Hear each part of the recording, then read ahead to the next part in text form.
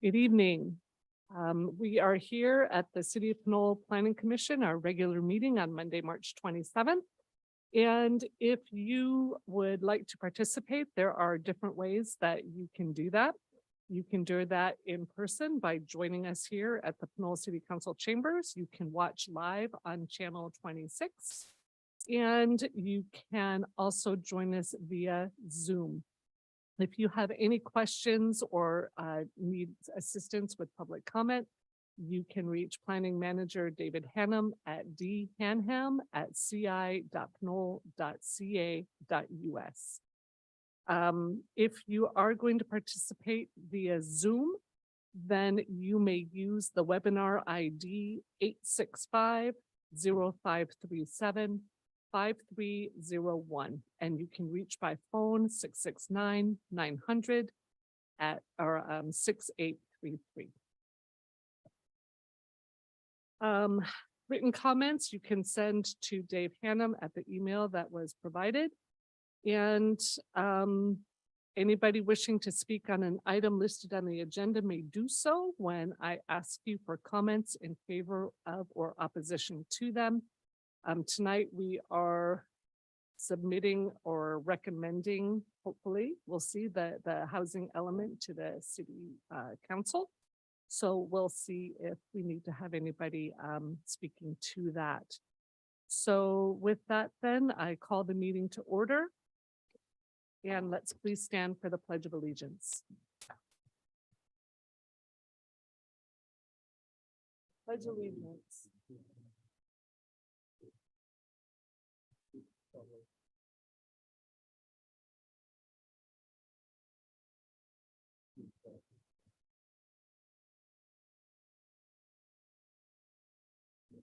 Thank you. And before we begin, we would like to acknowledge the Ohlone people who are the traditional custodians of this land. We pay our respects to the Ohlone elders, past, present, and future, who call this place Ohlone land, the land that Pinole sits upon, their home. We are proud to continue their tradition of coming together and growing as a community. We thank the Ohlone community for their stewardship and support, and we look forward to strengthening our ties as we continue our relationship of mutual respect and understanding. Planning Manager Hannum, could we have the roll call, please? Yes, Madam Chair. Commissioner Menes. Here. Commissioner Benzuli. Here. Commissioner Ben Willis. Here. Commissioner Current. Here. Vice Mayor Martinez. I co-chair Co-chair, Vice Chair, yeah. Martinez. Yes. That's, I love the Vice Chair. upgrade, but thank you. And Chair Moriarty. Present. Great, and I will say that Vice Chair Frankie Martinez is not in person. And do we have anything else that we need to say about that? Yeah, Vice Chair, you'll just, under the new changes to the law, you'll just need to identify,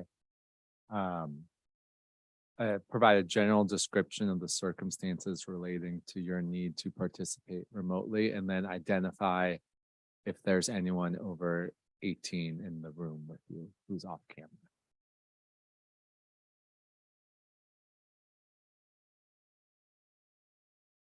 There we go. There's one into the room. But I wanted to make sure the commissioner needed to make sure that we had attending. Thank you. I'm afraid that with the connection, we were not able to understand what you said.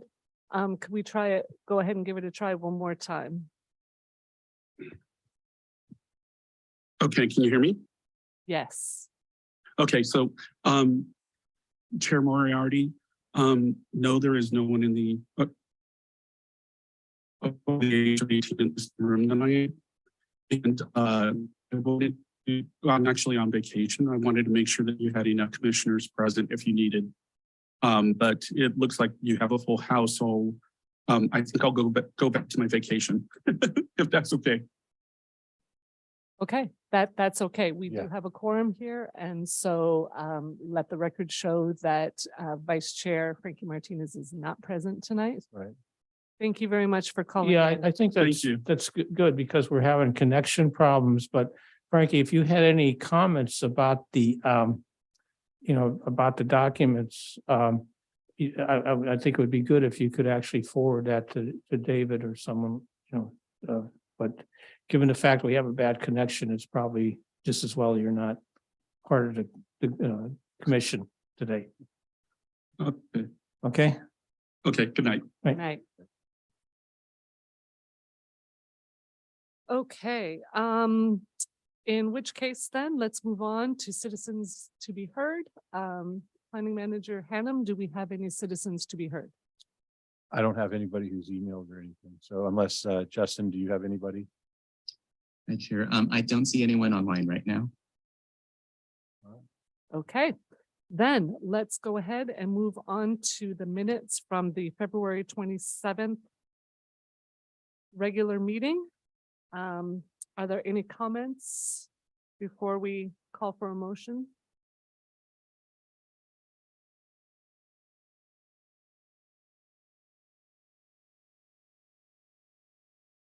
Okay, then do I have a motion to accept the meeting minutes as submitted?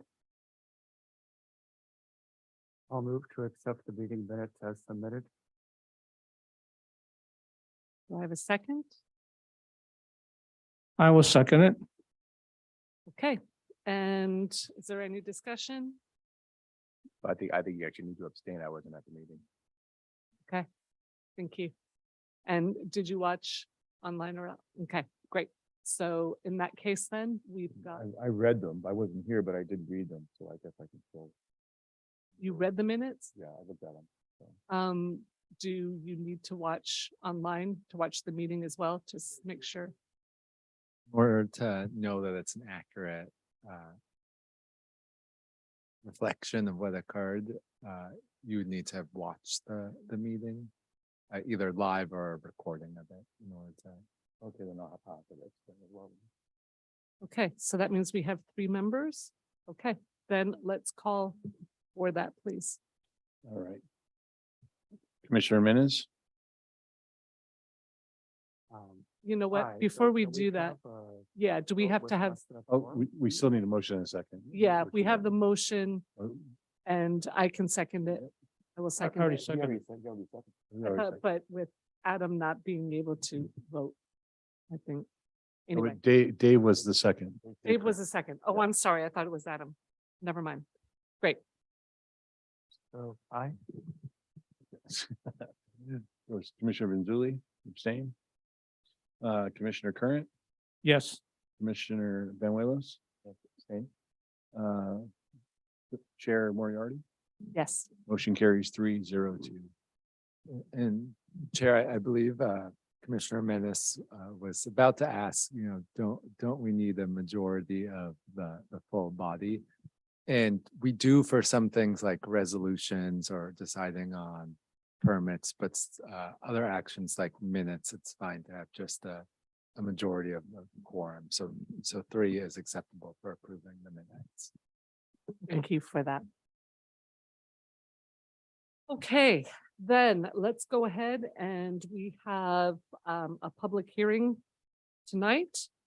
And that is for the recommendation of a general plan amendment to adopt the revised 2023 to 2031 housing element. We will open that public hearing and is there, let's see, actually, we will go ahead, we'll open that public hearing. And then since no one is making a presentation except for Planning Manager, Mr. Hannum. We do have the consultants online to help, then they'll be presenting, they'll have a presentation that they'll be presenting, but I'll do the introduction and then introduce them. Oh, perfect. Okay, great. Go ahead. Okay. Thank you, Madam Chair. Tonight before you, we have the 2023-2031 housing element update. Just to give you some background on the project is that the Planning Commission meeting recommended and the City Council considered adoption of the housing element. The City Council adopted housing element back in January 17th, 2023. The city subsequently received comments from the housing elements from the California Department of Housing and Community Development, or what we call HCD, and has undertaken revisions to address the feedback received. With the goal of receiving HCD certification of the housing element, we're coming back to the Planning Commission for a recommendation of approval to the City Council. You heard it at a later hearing. Of course, as the commission is aware, the housing element is one of the 8 mandatory elements of the general plan and is required by state law every 8 years. We last updated our housing element in 2015 and was certified by HCD. We, in coordination with Michael Baker International, have been preparing an update to the city's housing element as required by state law. And of course, with our updated housing element, we must address what land use planning steps that the city will take. Basically to be able to take notice that it will be possible for the city to be its regional housing needs allocation, or what RENA, share of units assigned by HCD and the Association of Bay Area Governments. Just kind of give you a brief overview of kind of the background of where we've been. On March 22nd, the City Council received the introduction of the land use planning for Pinole process, which included the update to the housing element, as well as the existing health and safety element and a new environmental and justice element.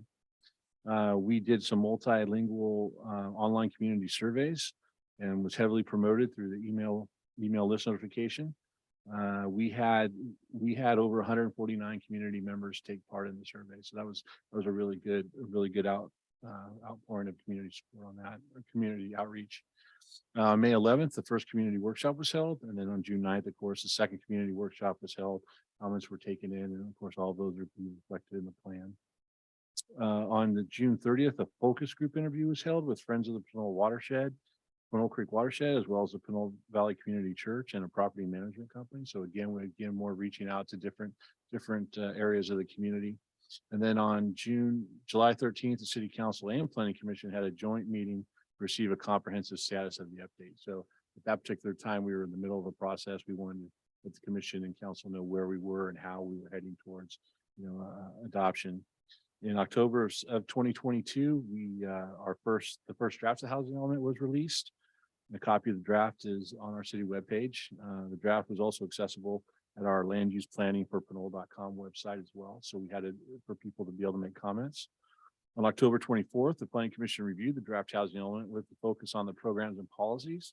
In addition to the opportunity sites and provide feedback and recommendations to the City Council, which those were then incorporated into the document. And then on November 15th, the City Council reviewed the draft housing element and with the focus on the programs and policies that were recommended by the Planning Commission. They basically, the council sent it back for some enhancements or at least some more understanding for the policies and programs. And then the council directed some immediate changes to the document pursuant to the Planning Commission recommendation. And so we went back and the City Council authorized staff to submit the revised draft housing element to the State Department of Housing, HCD. So then there was fast and furious action from December through March, where we submitted the revised draft to HCD for their 90-day review.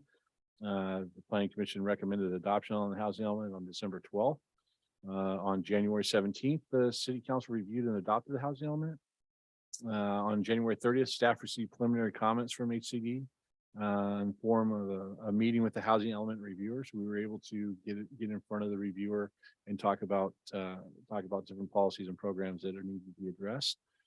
In February of 2023, a revised draft preliminary review comments were published. And then on March 2nd, staff received the formal comments letter from HCD containing suggested revisions. Then on March 24th, of course, the revised housing element addressing all preliminary and formal review comments was published for public review. So so everything is on the website, the most current form of the document, which you have as part of your packet tonight. So with that, what I'm going to do is at this point, staff is recommending that you approve the 2023-2031 housing element and recommend approval to the City Council. But what I'm going to do right now is turn it over to Dan Weary of Michael Baker International, and he's going to go over the analysis portion. And of course, if you have any questions at any time, please feel free to just chime in. So with that, I'll turn it over to Dan. Great. Thanks, David. Great summary. It shows how busy we've been over the last year and a half. And my role tonight is really just kind of bring you up to speed. As David mentioned, we had gone through our prior review, adopted a housing element, submitted that to HCD. They wanted some more changes. We got preliminary comments on those, so we were able to make a head start on those. Actually made another submittal to HCD, and they took those into consideration during the formal review process. So we got those again in March 2nd, and we made those revisions. So my job here tonight is kind of bring you up to speed about the nature of those changes. So I think David's running the slides. If he can put those up, or I can share my screen. Either way, there we go. Great. If we can run to the next slide, that'd be awesome. Okay, so this is again, it kind of covers a lot of what David just went over. A little synopsis, just a timeline. Shows kind of the official review process since last October when we were last here before the Planning Commission. So I think we're up to speed in terms of that. If there's any questions, we're happy to go back. But let's jump into it. So we can go to the next slide. Let's see. So overall, as I mentioned, we had two sets of comments. There were informal comments that we had as a result of a meeting with HCD on January 30th. So that was really nice. We had a chance to sit down with them, go through their concerns, understand those, and get a head start really on what we just are talking about tonight, which is our March 24th draft, revised draft. And so we got a head start on those, and then we got the official comments on March 2nd. So there were about 30 comments in the original preliminary review that we had. And we had 22 comments on the March 2nd formal review letter. And so we're able to totally eliminate some of the comments that we had in the preliminary comments. And there was a few new comments that they raised. So, and that's very typical, actually. So next slide, real quick. So overview, mostly what this is asking for a lot of additional detail to support the analyses and conclusions that we had done already. Again, very typical. And actually we took that as positive comments. So they didn't really challenge any of the major conclusions or programs. They're just looking for more detail and more analysis to provide a really strong record. So we were busy doing that. We did take the opportunity to conduct some additional outreach, and that's also bolsters the public record in the housing element. And that included support from developers and real estate professionals. So we'll get into a little bit later, but one of the things that we did was looking for support from the developers, particularly for the current or recent projects that have received approval, and wanted to make sure that those are going to be built in the next 8 years. That's a major concern from the state in review of these documents. How do we know that these programs are all going to lead to new housing construction? So we've got a lot of housing construction recently approved. Over 80% of our state mandated requirements are already on the books. So that's fantastic. And we've got main developers to say, yes, we are prosecuting our applications. We intend to build as soon as possible. The other thing we wanted to learn from those developers is, what made Pinole so successful over the last few years. So we took the opportunity to interview them and get some of that feedback, and again, strengthen our housing element. And then similarly, we got input from real estate professionals that helped us strengthen various sections of the project for the housing element. Excuse me. The main conclusions are there's no changes to our sites inventory. We still have the same 6 proposed sites to help meet our RENA, our unmet RENA, if you will, because again, we've already met 80%. So we only needed 6 sites to meet our full requirements. And there's no major changes to the programs that we had proposed. So again, a lot of this is just additional detail, support, analysis. If we can go to the next slide. There's just a little bit more detail. We added, at the top of the slide, we added more detail about a number of different topics, including development disabilities, overpayment, local rent sources, code enforcement, fair housing data. We're trying to get more specific on that from the fair housing providers. That's a service that's not conducted by the city. Adding more local knowledge from the developers and real estate professionals. That's what I just mentioned. So that was a really major significant change. I think really makes this housing element stand out. And then some more information about review of voter initiatives. So we wanted to have more local knowledge and history of the land use patterns of how we've gotten to this current condition circumstances. And then some participation from BayREN. And there's just additional information in there about the number of applications that have taken advantage of those housing programs to improve energy efficiency. A major aspect of all of these housing elements that every city and county are doing in the state is the AFFH, or affirmatively furthering fair housing. And so we provided some additional analysis and data in there. And one of the main things to note is that Pinole is the most integrated community in Contra Costa County. So we celebrate that throughout and make sure that HCD is aware of that. And that's good, because that's what a lot of these new housing elements are being required to do, is to evaluate our level of integration, segregation, and try to correct for past land use patterns and past history.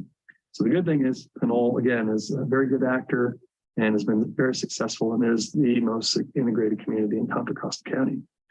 And then we provided more rationale for our RENA sites, particularly along the mixed use corridors. We've got 3 of them.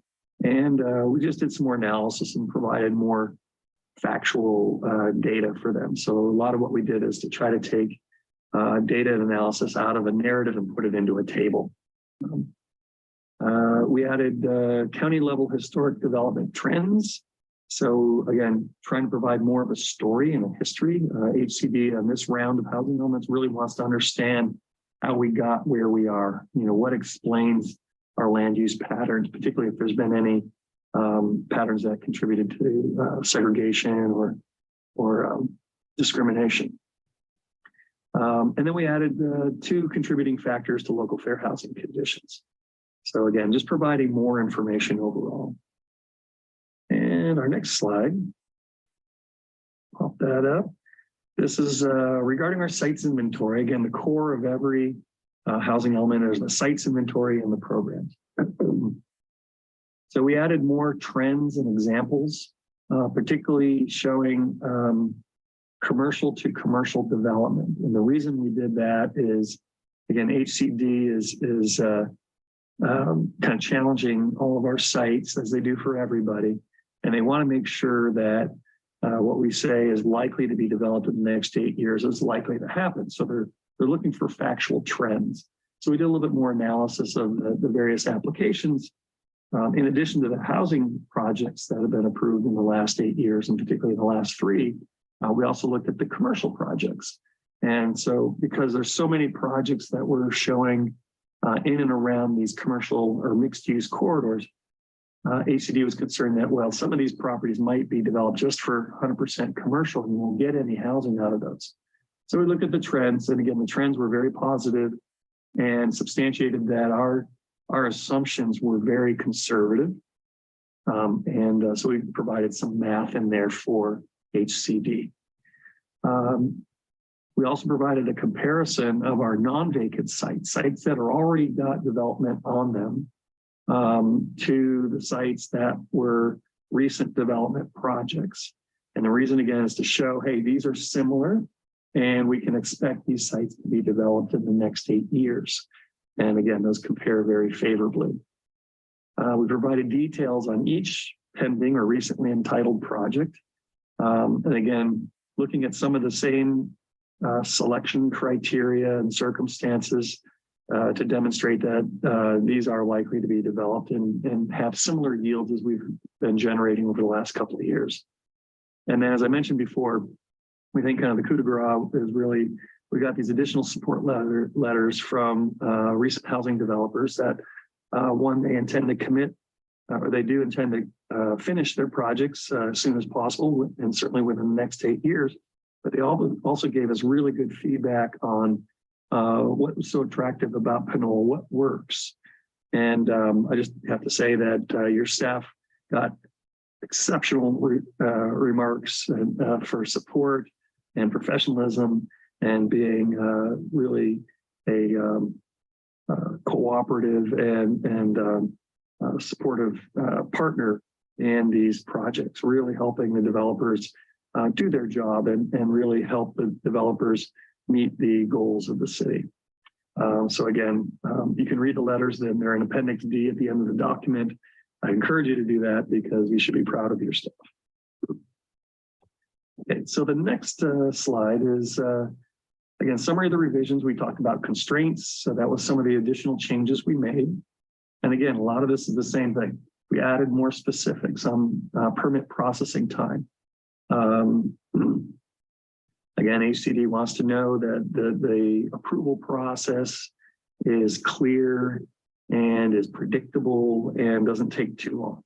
And so we broke it down step by step so they understand what the process is, because it varies from city to city. So specifically in Pinole, we broke that down step by step.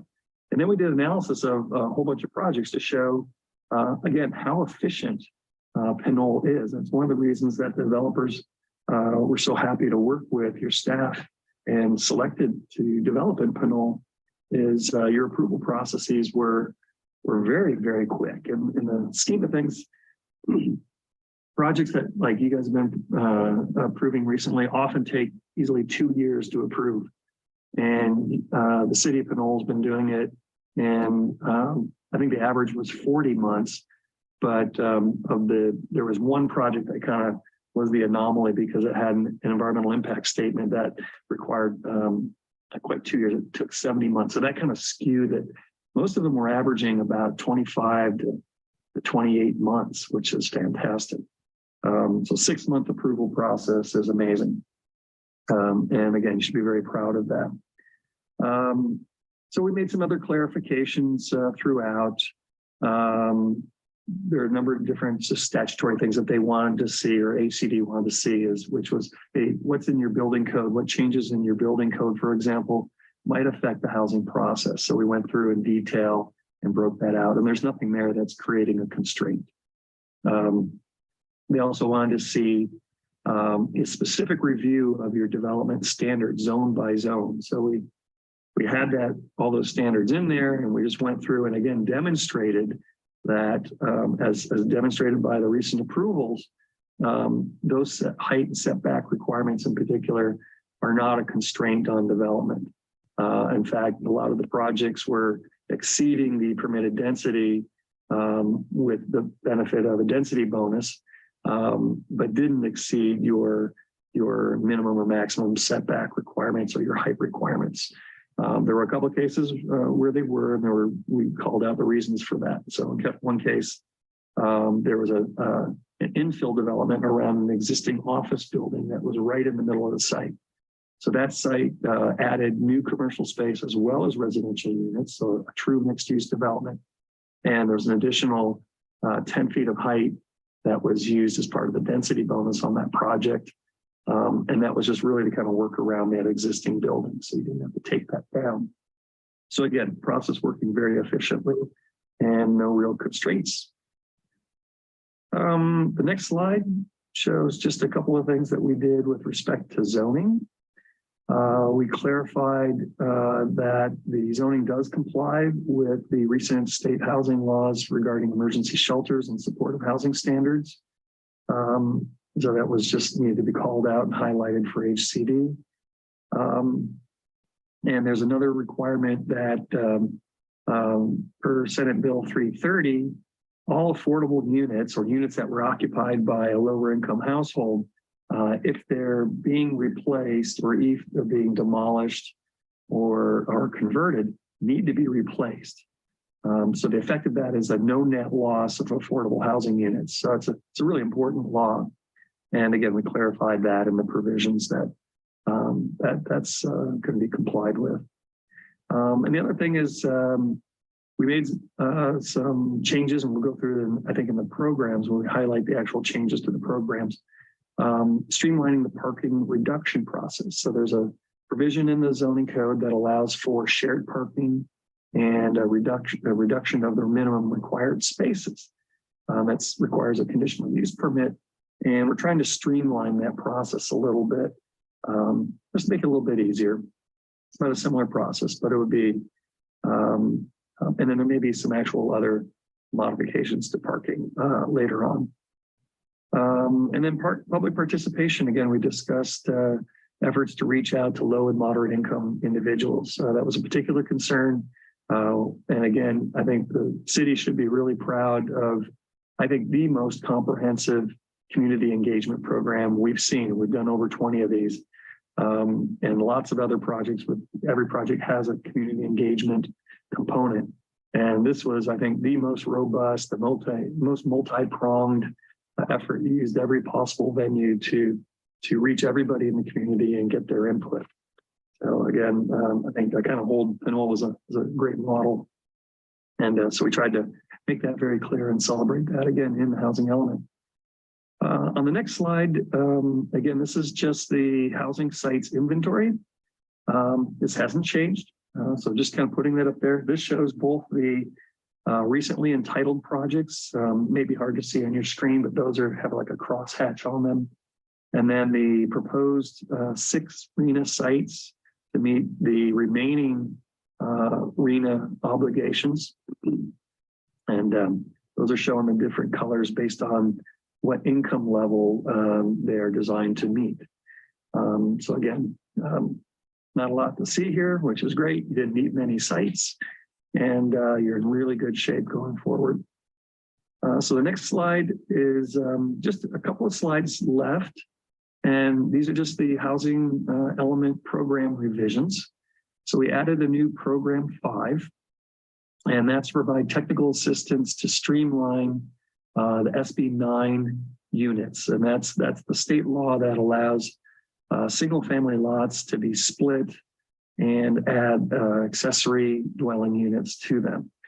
And those aren't required to be affordable, by the way, but the idea is to create more opportunity, particularly in these single family zones.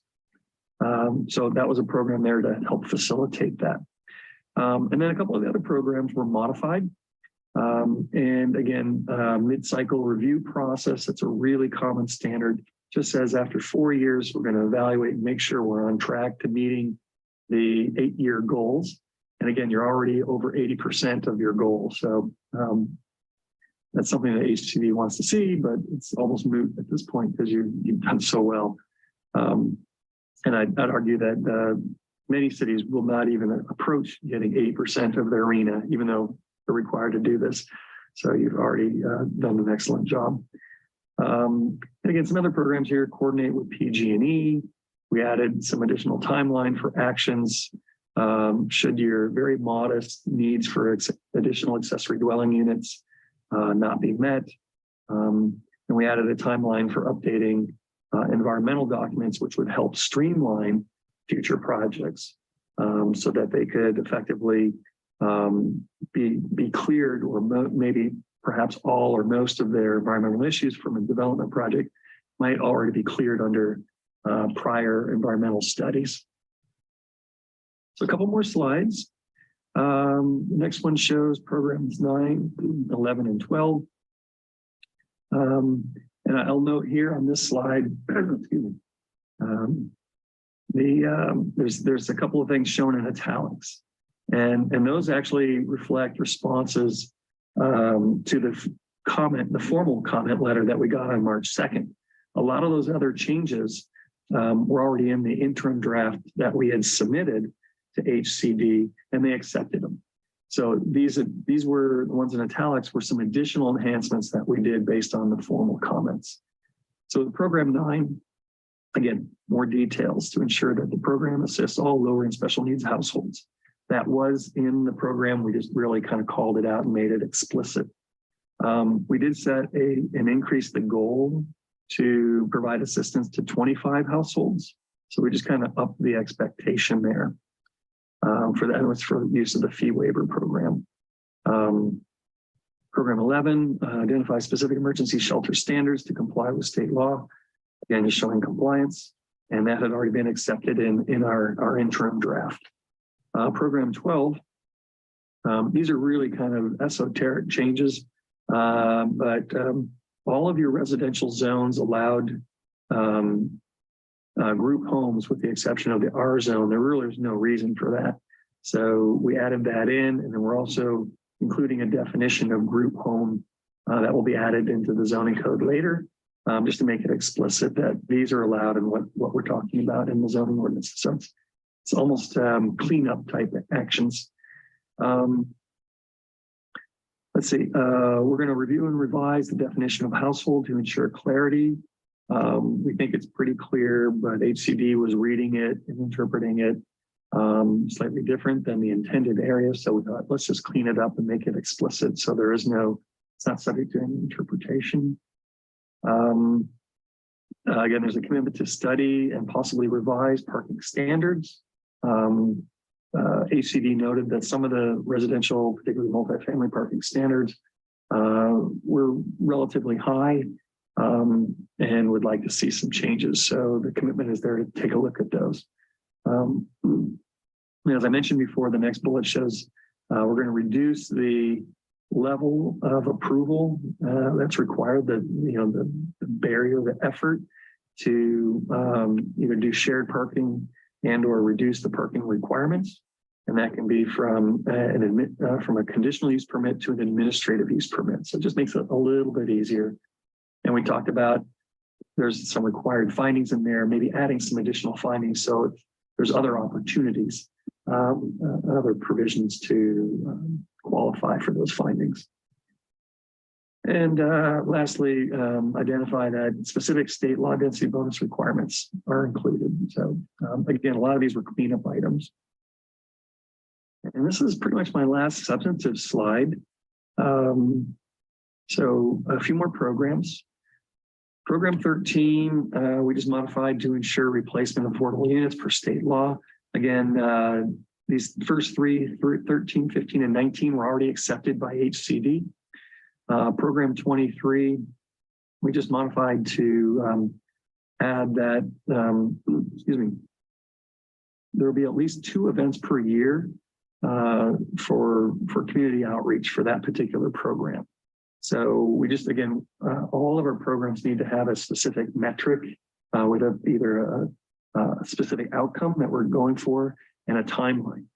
And so we're just being more specific in that case. And I think we increased that to 2 events per year as part of that community engagement and educational program.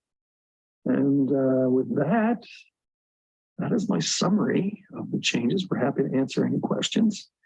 But again, in summary, overall, most of the programs that we had amended as part of our prior draft were accepted by HCD. There's only those few that we noted those changes in those last couple of slides. And we didn't change the sites, and we barely tweaked the programs, and it was really provide more clarification and specifics. And that was really the nature of the changes throughout. Is really just providing a little bit more detail where we could. So with that, we hope that you guys are happy with the housing element. We're proud of it. We think, again, your staff has done a fantastic job, and your programs already are leading to real results.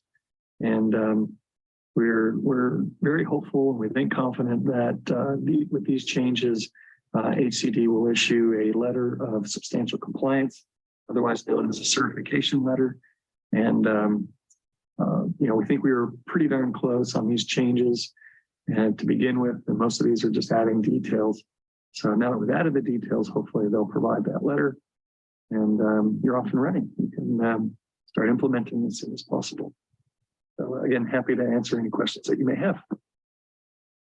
Great. Thank you very much, Mr. Weary.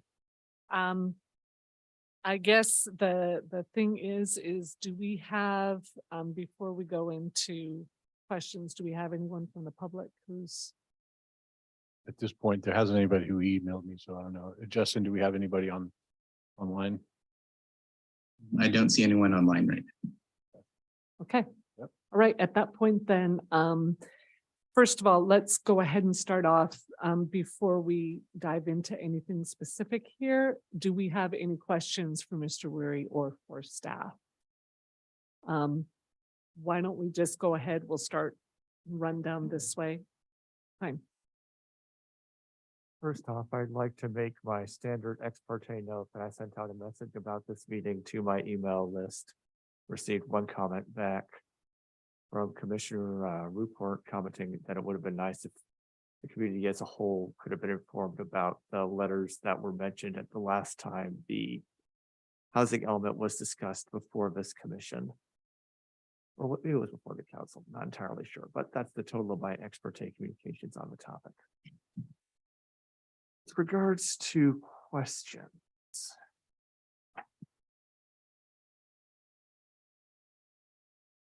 Let's see, starting on Let's go ahead and start off with, we have any general questions regarding what was presented? all right, the presentation. Right, before we get into the real specifics, if we need to. Okay, then no, I don't have questions about the presentation in specific. Okay, great. Commissioner Banuelos, I don't have any questions. Commissioner Current, Yeah, I have a couple of quick questions. In the March 2nd letter from HCD, they mentioned that they had YIMBY law, Carla and 350 Contra Costa review the documents. And I was just kind of wondering 2 questions here.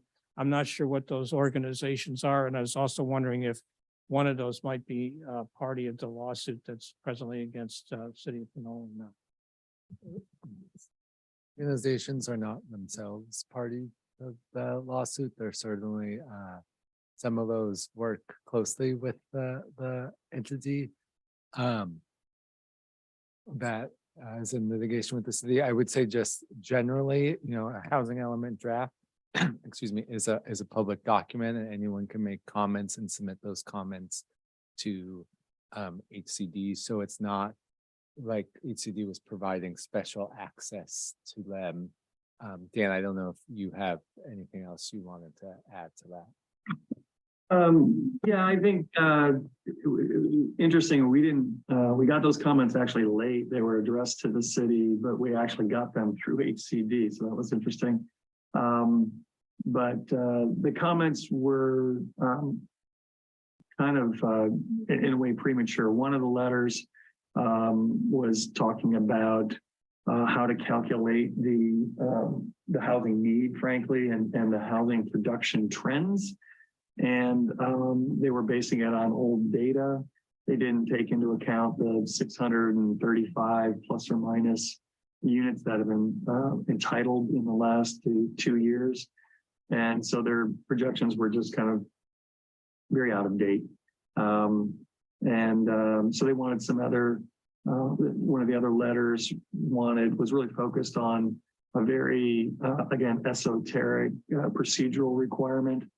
And it's not a flaw or anything like that. They just said, hey, there's a procedure here that you need to determine whether a residential development project is exempt from CEQA within 30 days. And they cited a law and said, great, that applies. Pinole is complying with all the housing laws.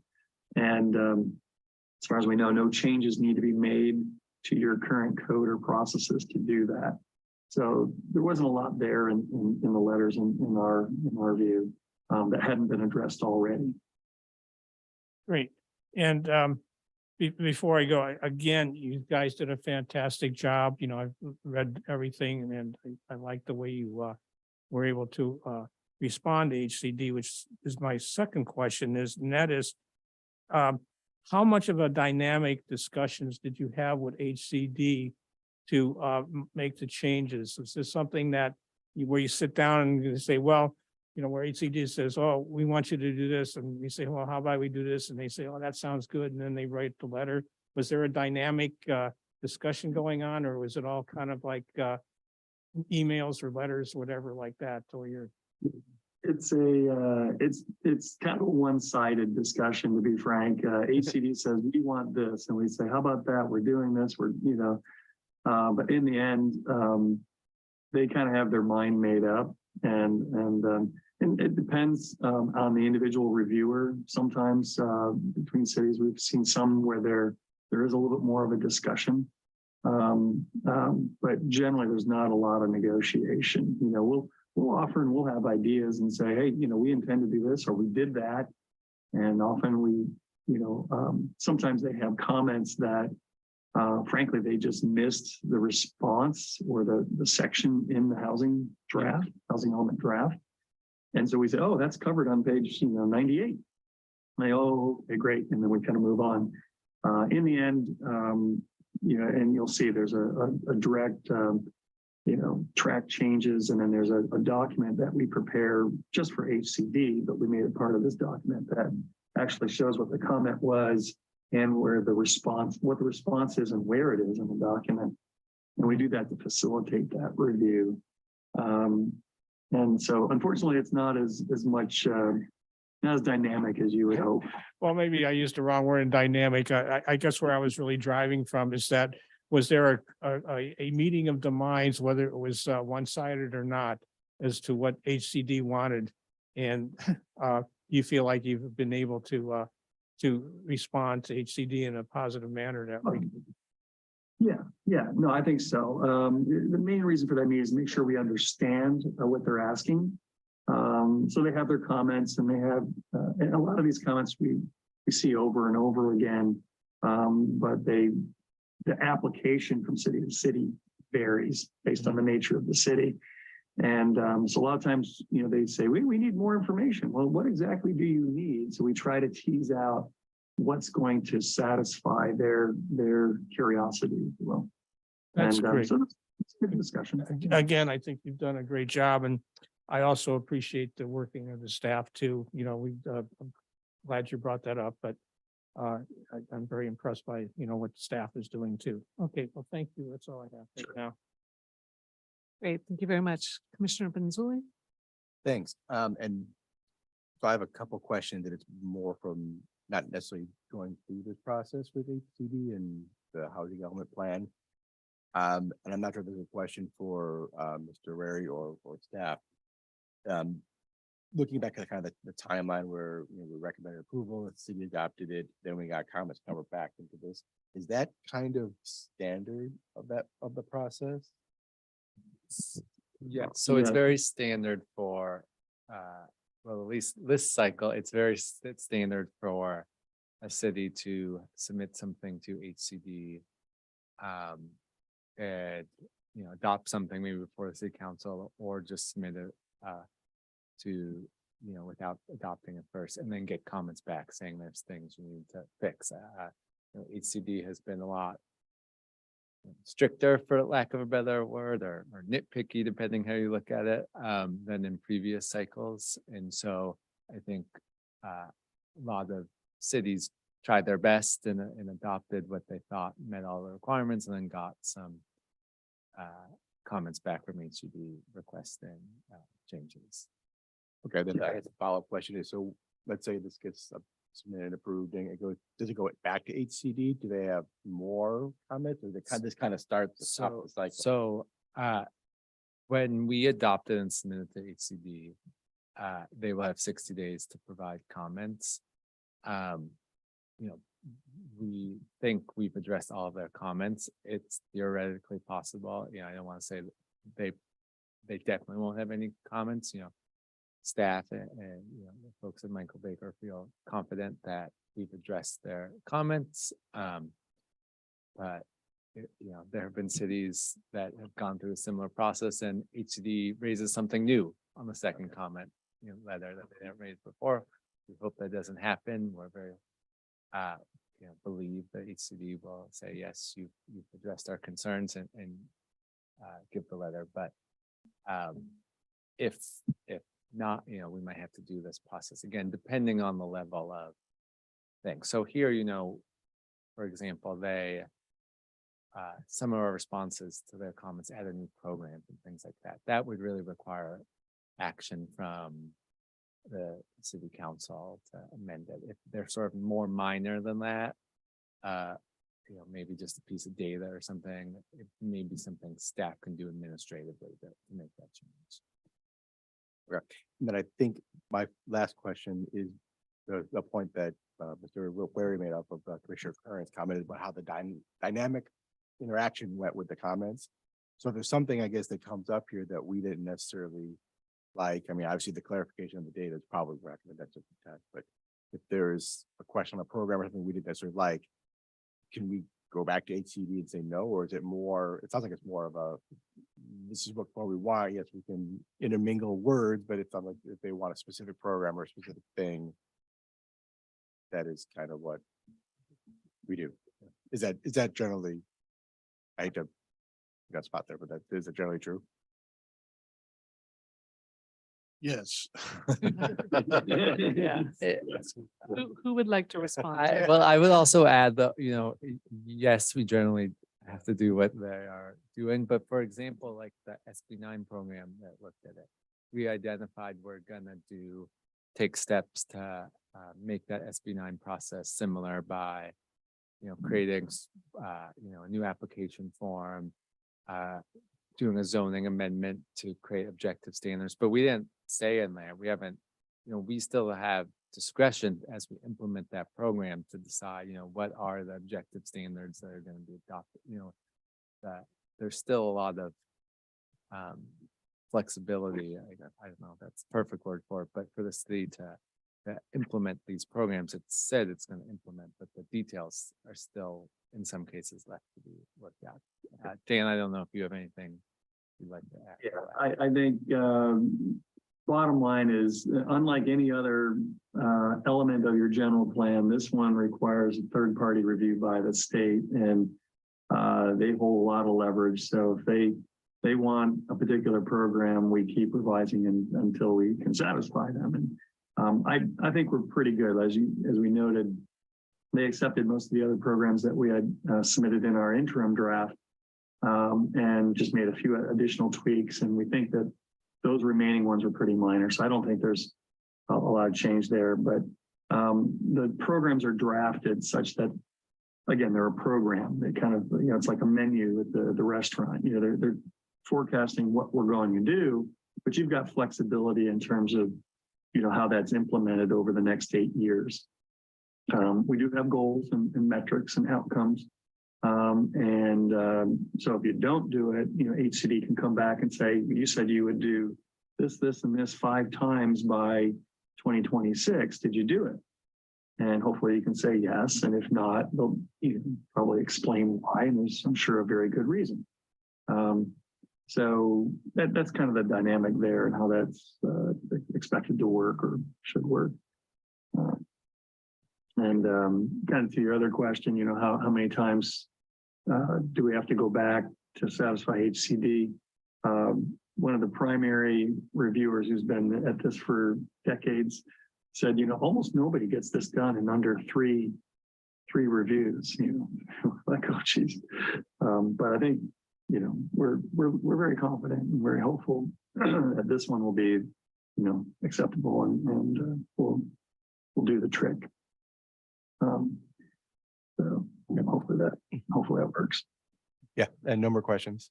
And thank you for the context and some of the education there. Thanks. I'd like to interject to, expand on your comments is that I've been seeing housing elements for like 33 years, and this is my 3rd cycle with Pinole. And in the past, it really hasn't been that much scrutiny from HCD. In fact, getting HCD compliance was kind of a joke, or cities didn't have compliance, they existed, but there seems to be increased emphasis on scrutinizing the housing elements with this cycle, based on what I'm seeing here. But something else that makes it encouraging is that there have been jurisdictions that have gotten HCD compliance. So it's like they're not being overly strict. They're certainly doing more scrutinizing, but it's not an impossible task to get the get the HCD compliance approval. So I like you, Dan. I think that you what you did with responding to HCD is just tremendous. I like the way you brought up certain things, like talking about what are some of the things I thought were really neat that you brought up was Let's make sure we keep it general Yeah. for now. I know, but you brought things up like, about the Berkeley study about how Pinole is like one of the most diversified cities. That was really good to bring that up, things like that. And I won't go into too many details, but I just noticed that there are little things that you brought up that made Pinole look like we are really succeeding. Excellent. Thank you, Commissioner Curran. And finally, I just want to reiterate the same things that usually, when you hire consultants, sometimes we roll our eyes and go, oh, another consultant and such, but really appreciate that the work that you, Mr. Weary, and the rest of you at Michael Baker have done, as well as staff, and the work that you guys have put in. When I look at, what was presented to us tonight, it has made it very easy to go through and to see, okay, these are the responses, this is where they're found. And so the organization, and at least it works for my mind, in terms of how we're able to see exactly what the responses were, and then to refer to the exact wording and such in the document. So kudos to you all. And I don't think I have any other specific or general questions or comments to make at this point. So I guess the next thing is should we go through a round then of the details at this point? And so let's go ahead and we'll go backwards this time. And so we'll start with Commissioner Does she Bethune. keep, did she keep the public hearing part open or just the closed now? She already asked for comment, so that part is closed now. And then I don't have much in the way of specific comments, and actually I was more curious to see what other officials had to say about some of the specific items. So are you saying you want us to come back to Yes, you? please. Yes. Okay, then we'll start next with Commissioner Current. Yeah, I really don't have a lot to say, even though I really scrutinized, I agree with you completely about the format that was presented here.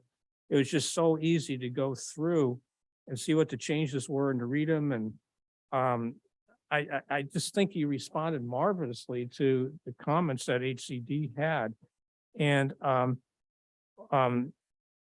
like I said, that one of the things I would maybe include somewhere is the fact that, there's a real concern about homelessness. And first of all, I was really surprised that we only had 7 homeless in the city. But the veterans housing that we have at 811 San Pablo Avenue, affordable, I think that would be, possibly we could leverage off of that as being something that we're addressing homelessness with, because I know that from what I've read is that a lot of homeless people are veterans by having this facility in the city where it's going to be addressing low income veterans. I think that's something that should be brought out to HCD that, hey, we do have a facility planned in Pinole that could be addressing the homeless situation with veterans. So that's the only comment I had. I'm not exactly sure where you put that or whether you could just use that as a comment somewhere. I also love the way that you brought in the reference, as I said earlier, about the Berkeley study showing how diversified the city is. But, I feel like I should be making a lot of comments here, but you did a great job. And I really don't have much to add to the changes you made. I will tell you, that's the first time I've heard Commissioner Current say that. So, really great. All right, let's go on to Commissioner Banuelos, please. Well, I don't have a whole lot of comments. I do think you guys did a great job of putting this together. I just kind of question the entire system in terms of what the state's doing, because their overreaction and their gut rules of, hey, let's just do this kind of thing makes all this kind of fake to me. And when I'm thinking about what's the city going to look like in 8 years if all this stuff really did go in. This is a little town with a lot of little cul-de-sacs. Right now, and where I live in a little cul-de-sac with 10 houses, we already have had a parking problem. What's going to happen if 3 people decide to do something else? Right now, we have 2 ADUs and 1 illegal ADU on the street. Might be 2 of them, I'm not sure. But we already have a parking problem on our street. That's not going to go away. We're never going to get the bus stopping in front of our street to go to BART. So there's a lot of little pieces that are just kind of, to me, just smoothed over that are never really thought out. And maybe the state says, let's let the cities think it out. But in order for the cities to think it out, they have to deal with the state level regional municipalities that start dealing with people like MTC and all that. And they don't listen to us. They listen to Oakland and Berkeley and San Francisco. So it's kind of this rotating cycle of crap that never seems to be answered. Sure, we answered all these questions because we hired someone who knew how to answer the question, which is fine. That's how the system works. But I still don't see a whole lot of answers out of it. I don't think we've solved anything. So I voted to have it go through because I didn't want us to get in further trouble where we did not need to have any further trouble for the state. Because, you look at someone like Huntington Beach, there's a second round suing twice. But I really like to see how that ends up, because what if they win? They're going to start having other cities starting to think, hey, what about us? We're not a rich town, but we're a nice little small town. We like to stay that way. We don't want to have a whole slew of 6-story apartment buildings where we used to have nice little houses. That's what I'm thinking about. And that's what I'm concerned about with Pinole. Now, will that really happen in 8 years? No, I don't think so. There'll be a few.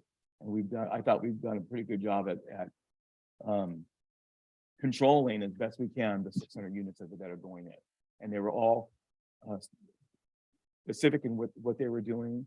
Some people kind of complained about some of them, but really, to me, that still wasn't a thing. It just generated another way to do things. But I'm really concerned about over time, the things that are happening now, what they're going to do to the small town. People move to small towns for a reason. And if that's gone, if you go, you live in an apartment building in Pinole or you live in one in Oakland, where does it matter then? I really am concerned that we're going to, over time, lose something out of all this. That's all I have to say. Thank you, Commissioner Banuelos. Commissioner Menace? All right, let's get started. So to start with, on page number 5 of the housing element update, it states that the city made a comprehensive effort to reach lower and moderate income individuals to participate in the housing element update. And I'm curious as to the evidence that the city has to support that assertion. For example, did the city reach out to groups like, say, the Pinole Grove Tenants Association or other low to moderate income housing tenant groups in the county, like, say, the Alliance for Community Empowerment, et cetera? Some of them that have come to speak at recent city council meetings with regards to some of these topics, but I don't recall them being reached out to with regard to the housing element in particular, which I think may be part of what the state meant when they were saying, was there actually outreach to lower and moderate income individuals in particular, as opposed to, just broader charity or faith-based or whatever organizations out in the community, rather, but organizations that are particularly targeting those groups. Secondly, on page number 10, pages 9 and 10 really, it talks about letters that were submitted to help inform the draft housing element received from April 21st, 2022, and another letter that was received at some other time. I don't think it's specifically dated. And I'm not sure when exactly we were informed about the existence of those letters in the process. I think it was relatively late on, certainly later than, April. I think perhaps even later than December 2nd that we were first informed about those letters. So is there a reason why we didn't get this information presented in this particular way? Because I know this is all new information that's been added to the update earlier on in the process, and that's more of a staff question, I think. Then, let's see. On page 11, it says outreach to developers was added, and I'm a little bit curious as to why outreach to developers was added as sort of a new addition there, because it's talking about contact of faith-based organizations in Pinole, and I'm not sure how many of those are also developers. On page 12, it states that we've had excellent production of very low, low, and moderate units. I think it's reasonable to make that statement about moderate and low units. Very low, I think, as various charts show. I'm not sure that we can really argue we're doing excellently on production. I also want to note my appreciation for the points the developers noted with regards to why Pinole was a easy place to develop in. And, I also want to congratulate staff for, having a great working relationship, doing a collaborative process, making sure there's a short time frame, while also making sure that, all the rules and regulations are followed properly, but, nothing sort of sneaks by in the pursuit of efficiency. It's a tough balance to strike sometimes. It's good that you're noted as having succeeded at that.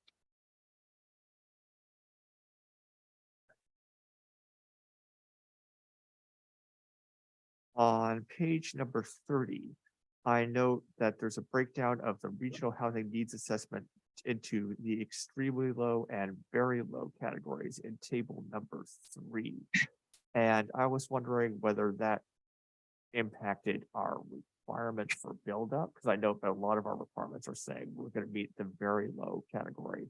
But for the most part, I haven't seen stuff broken out in the affordable housing agreements and covenants and so on, saying that we're going to meet extremely low requirements. So I was curious as to whether that was a specific requirement within RENA that we need to have 60 extremely low units, or whether it's just lumped together extremely low and very low as one category. And extremely low is just split out here for informational purposes.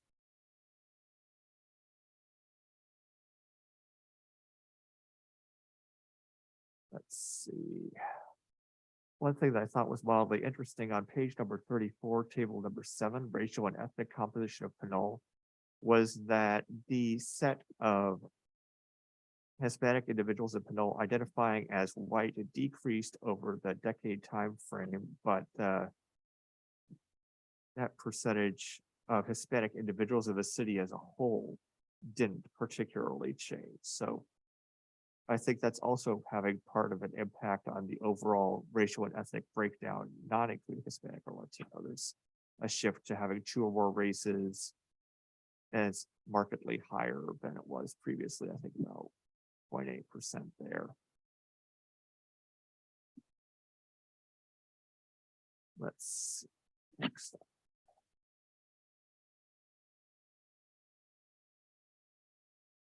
On pages 51 and 52, figure number 8 shows that there was a seeming outlier in 3-bedroom prices between April of 2022 and August of 2022, where those prices were noted as being below $1,500 per month for 3-bedroom houses. I'm wondering whether that was an outlier and whether the sort of outlier nature for that was accounted for, if it was an outlier, because it certainly looks like an outlier of that chart. Secondly, on page 53, it looks like for table number 25, the fair market rent for 3-bedroom houses, relatively speaking, matches up with the rent that was charged in Pinole from August of 22 onwards. It's around $3,000. But I'd also like to note that the annual salary required for that to be a fair market rent is above the average household income in Pinole. A lot of the time people think, oh, low income housing or even moderate income housing, that doesn't apply to me. Well, if you wanted to be in a 3-bedroom apartment, it would. Secondly, looking again at figure number 8, it looks like 2-bedroom rents are just about the same cost as 3-bedroom rents, starting in August of 22 and continuing into December of 22, maybe $100 or $200 less, which is notable as a trend because previously in the rest of the chart, figure 8, when there's been that sort of overlap, it's been less frequent and at lower price levels. And the reason why I bring that up in particular is because the fair market rent for 2 bedrooms is supposed to be $2,274, but the rent in Pinole from December of 2022 looks like it was just a little bit below $3,000, and that there was a market spike in 2-bedroom rents from April, I believe, of 22 to August of 22. So I think that's worth noting that there's such a discrepancy between the fair market rent and the actually charged rent between 2-bedroom and 3-bedroom and Pinole, and that also that 2-bedroom and 3-bedroom rents are remarkably close together in the actually charged amount, despite the fact that, they're supposed to be different. I thought that was an interesting data point that was worth highlighting. And I'm curious as to why that is, if staff can provide any information on that. May not be able to, but that was definitely one area I wanted to highlight. Secondly, I wanted to also highlight on page 56, table number 29, the rates of overpayment for lower income households. We're doing better than the county, as those charts note, but we still have not great numbers on those for both owner and renter households. We've got severe overpayment for lower income renters of 41.9% of households in that category, and overpayment of 76.4%. For owners, it's severe overpayment of 26.5%. For the subtotal for lower income owners, it's 35.1%, and for severe overpayment and 50.8% for overpayment as a whole. For renters, it's 41.9% severe, 76.4% overpayment. So that's showing substantial financial stress to lower income households, whether they're owner or renter. And we'll note that those values are lower than the county's values. The county's values for those are for owners, 37.4 severe for low income owners, 62.6 for just overpayment for owners, and then 46% for severe for renters, and 76.7% in general for renters, which is pretty much a match for Pinole in terms of overpayment. So we're not that much less in terms of just general overpayment, but we're doing slightly better on severe overpayment. But still, 41.9% is substantial.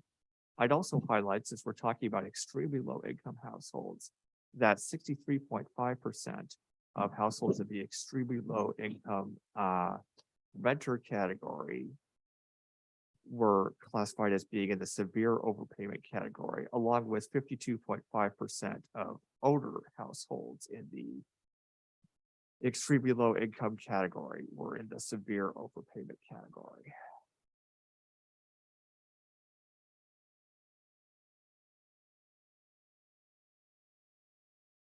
On page number 63. And this is going to tie in some questions I have later on. It notes that persons experiencing homelessness in Pinole is 7. I'm not sure how accurate that number is. I know the city said later on that it's going to be going off the 2020 data because there was some sort of issue with the 2022 data, and we don't have any data for 2023. I was curious whether there was any data available for 2021.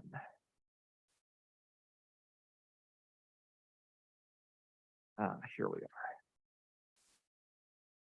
And yeah, on page 69, it discusses that more in detail. Per the Contra Costa Health Services website, there were significant inconsistencies discovered in the data of the 2022 point in time count, and Contra Costa Health Services has been unable to verify the accuracy of the data. And it has the most recent data, which is the 2020 point in time count. So I'm assuming that means there wasn't a 2021 point in time count available. That still seems like the sort of issue that HCD is probably going to push back on us on, because it's a multiple years out of date count. Though I'll note that we do have other data points later on. Let's see if I marked that yet. Yes. So on page 72, it's discussing that the police department identified 5 to 10 unsheltered homeless persons in Pinole. And I was wondering about the methodology the police department used to identify the unsheltered homeless persons, and whether it varies compared to the methodology that the health department uses to conduct the point in time count, whether that would lead to an overcount or an undercount, comparing those metrics based on methodology.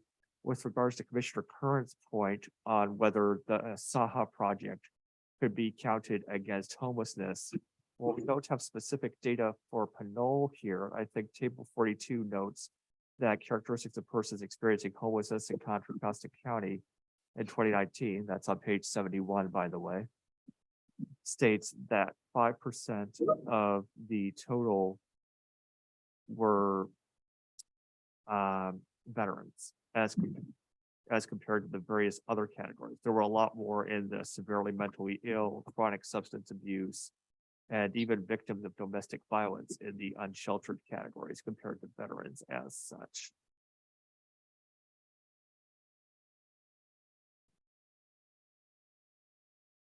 I had a question on pages 76 and 77 with regards to figure number 12. It's noted that the city of Pinole has 12.4% of the population disabled living with at least one form of disability overall on page 75. But figure number 12 shows that there's no point anywhere in the city that has 10% or more of the population with a disability. And I was somewhat curious as to how that works. Is it just so evenly spread that there's no point that matches the overall distribution in the city of individuals with at least one disability? It just seems strange. Commissioner Menes, just as a point, I'm seeing some things that are based on the changes and such, but can we maintain that our comments are specifically addressing some of the changes that were presented? Or am I, instead of just general comments, because it will take us the rest of the night to go through every single comment or every single thing. So while your comments are extremely astute and appreciated, I think some of them could have happened at an earlier point. So I think right now what we're specifically looking for are the changes that have been made. And so I mean, it's definitely upon you, but I would ask that we focus on those changes at this point if we can. Okay, I think that cross-referencing my comments, both of them so far have been linked to redlined changes, but the next comment would have been not linked to that, so I'll pass over it per your request. Thank you.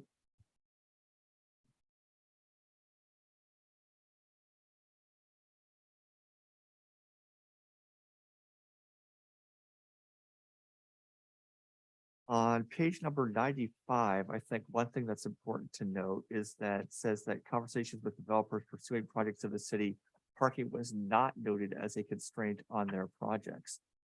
Because a lot of the time, I think our concerns around parking are maybe, is it going to be an issue for the developers if we cut parking by too much? Is it going to be an impact on the community?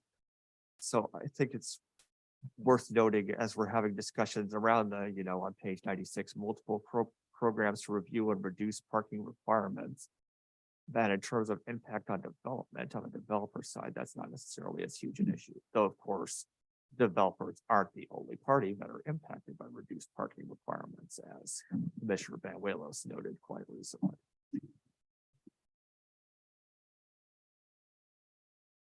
On page 100, I have a few comments.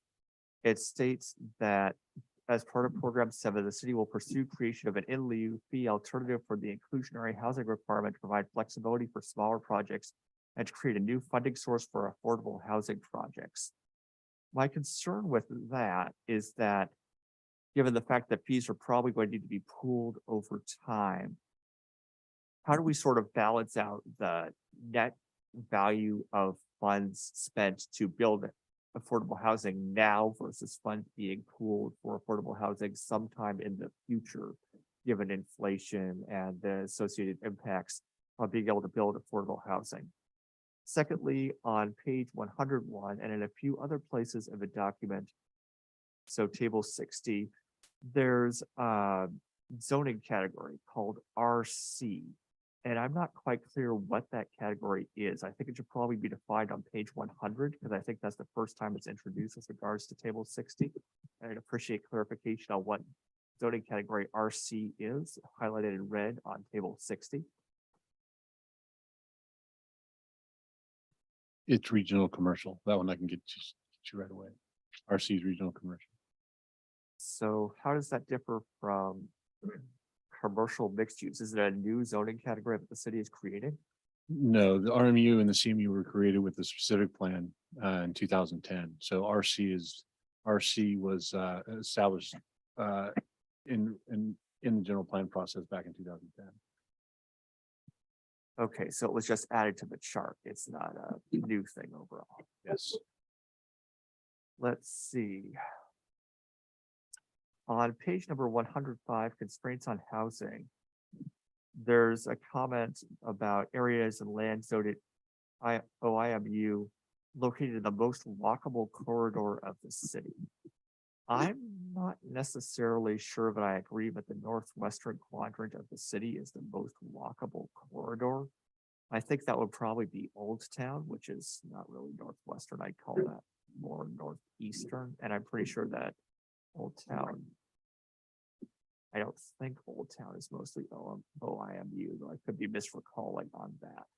But I'm also going to bring up later on some points with regards to improvements in that particular area that would make it a more walkable corridor. Because I think there are some issues in that area in particular, nearby Robla and underneath the Methodist Church, that make it an actively unwalkable and walking hostile area.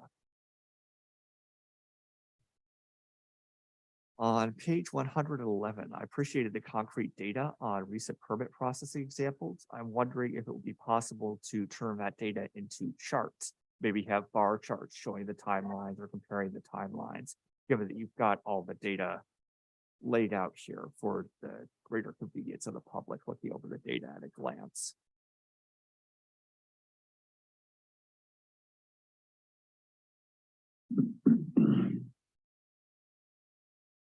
On page 117, table 65, the planning related fees and regional fee comparison. I was curious as to whether Hercules, San Pablo, and Richmond all do not have comprehensive design review fees for small and medium designs. It looks like only Richmond has a comprehensive design review fee for large buildings. Does that mean that they simply don't have comprehensive design reviews for those size categories at all, or they don't charge fees for them, or we don't have that data? Secondly, on page number 119, the regional fee comparison states that the permit and processing fees are comparable to and typically lower than most of the nearby cities, such as San Pablo and Richmond. And I'm not sure that table number 65 actually shows that. If you look at, for example, administrative design review, Hercules is less than Pinole. If you look at conditional use permits, San Pablo and Richmond are less than Pinole. If you look at the rezoning / zoning code amendment, San Pablo is less. If you look at the, where was it?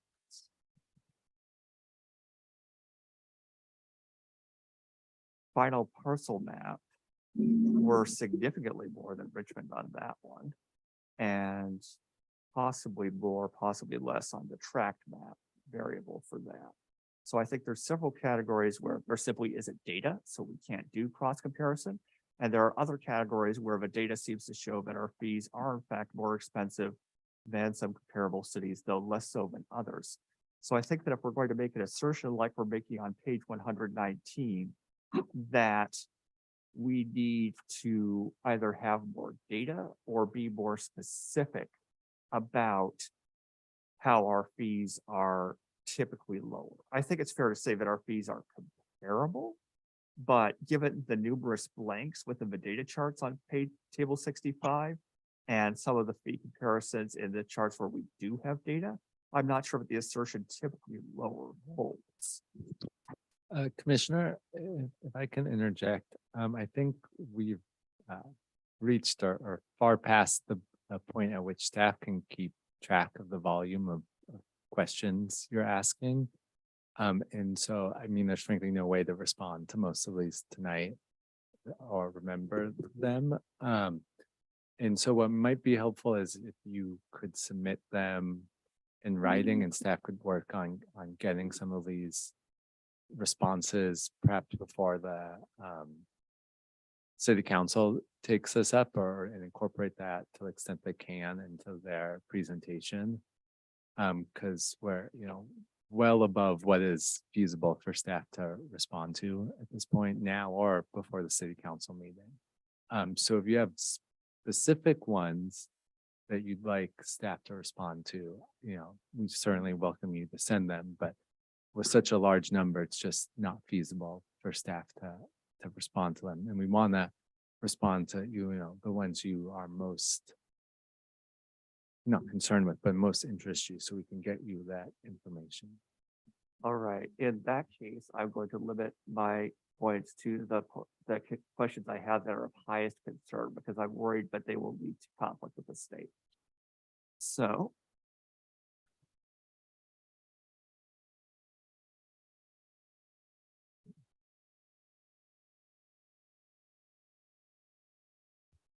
While he's doing that, I can, and you're gonna remember this, David, I can tell you a little bit about how the rates how the fees were developed. During the 2010 zoning upgrade, when we looked at everything, there was an exercise where the rates were looked at and was compared with Richmond, San Pablo, El Cerrito. But at the time, since we were at the very beginning of the downturn, and there was a little bit of fear of where money was coming from, there was a strong urge to base it on what the staff time was being done, because there was a talk about staff time not being totally recovered there, and it was kind of just going out more and more and more. This is just an old trivia, but that's how the fees came to be where they were. Right, and I guess sort of as a counterpoint to that, like there was a whole fee evaluation done in 2022 where a lot of the fees were normalized because there were some discrepancies between Pinole and other jurisdictions. But I'm thinking that since developers have stated that, lower fees make it more attractive to do larger projects and so on, but that's the sort of data that could be shown in the chart to make that comparison that the city's making more accurate, because right now there's a mismatch between the statement and the chart.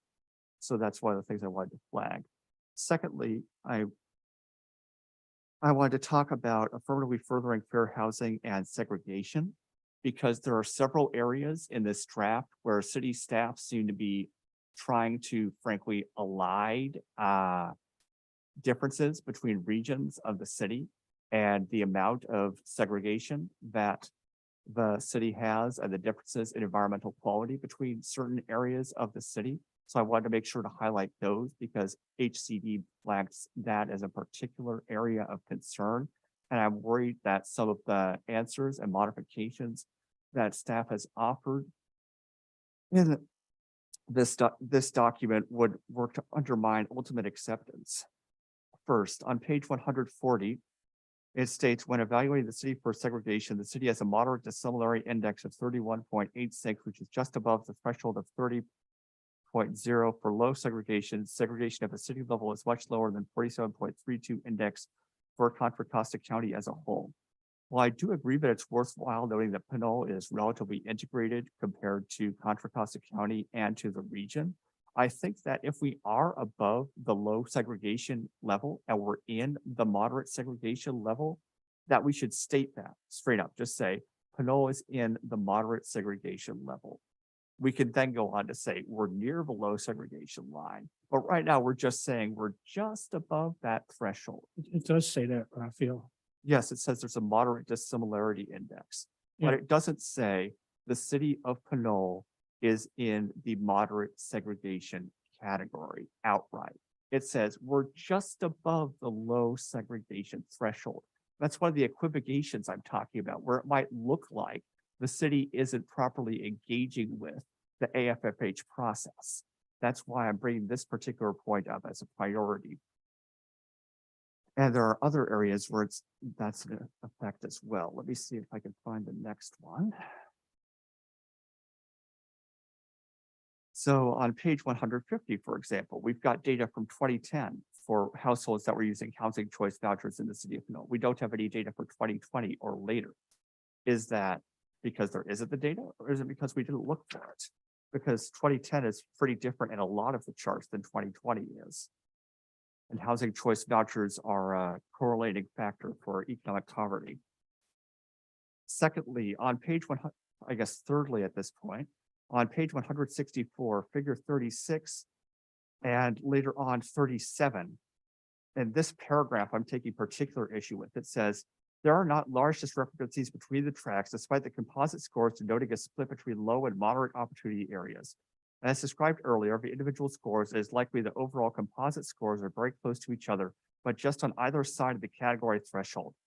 Of the three main tracts of the city, the environmental opportunity scores of the northern tract that shows a lower score has an index of 0.46, which is only slightly below the 0.5 threshold of the range above.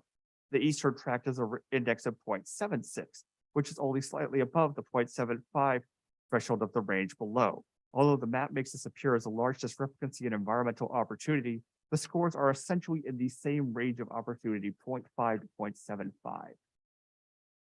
That is exactly the sort of equivocation that I worried about, because that's a 0.3 difference. It's a significant variance. No one category covers 0.3.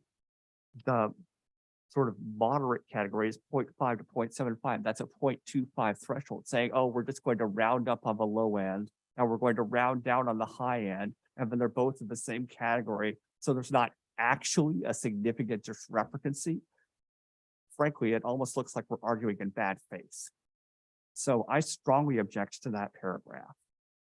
I think that that chart, figure number 36, shows an important difference in the city of Pinole between the areas and between where housing is being allocated.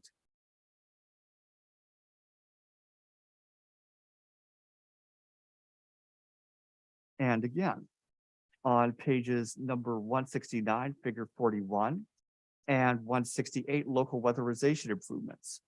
And going back even to 167, the CES percentile and RHNA sites, you'll note that the region of the city, Pinole Valley, essentially speaking, that's the highest CES percentile, like the highest economic percentile, the highest overall white population, despite that net percentage of white population having decreased markedly between 2010 and 2020, is also, as you'll see in figure number 41, the area of the city that has received the highest number of Bay Run weatherization program participants between 2015 and 2023.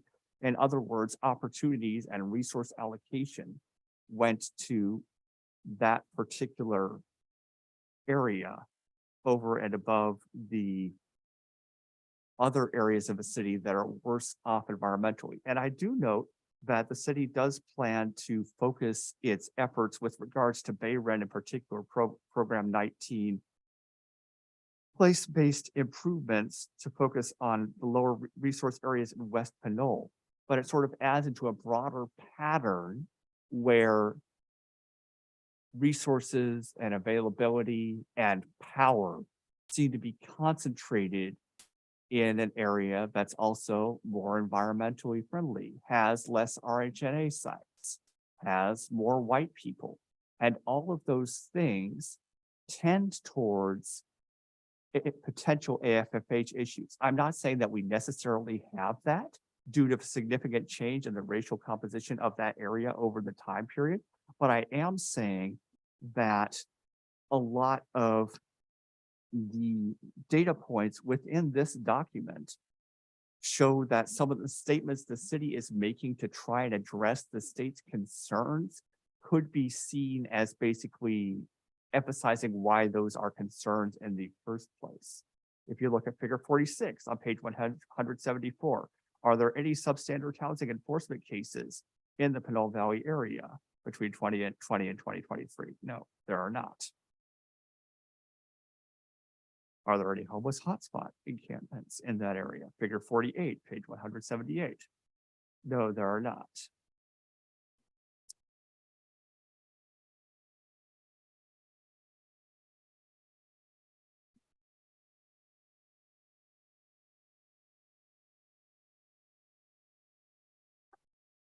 And I think that was the single most major thing that I wanted to bring up. Basically, the language that the city was using around areas of lower environmental opportunity and sort of trying to minimize the differences between those areas and saying that really they're all in the same sort of environmental screen category if we sort of fudge the numbers around the edges, and there isn't really a disproportionate allocation of opportunities. There's not really a disproportionate arrangement by race. There's not really an AFFH problem, but you know, I'm worried that that seems like a attempt to align existing inequities and discrepancies rather than address them.